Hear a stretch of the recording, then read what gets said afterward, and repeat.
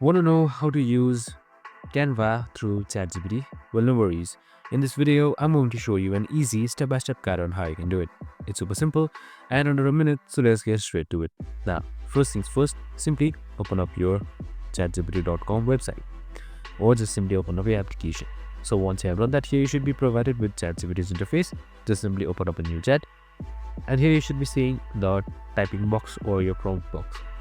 So you can just simply select it once, and once you have done that, here you should be seeing @ sign on your keyboard. So you can just simply select @ sign, and once you have selected it, here you should be seeing various options you can choose from mods all the way to additional features. So right here, since we are using Canva, just simply select Canva right here, and then just simply type in your prompt according to your Canva prompt or anything that you want, and once that is done, you can just simply use ChatGPT according to it. And that's it. Super simple and easy.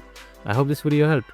If it did, make sure to like, subscribe, and tune in with us for more of these videos. See you in the next one.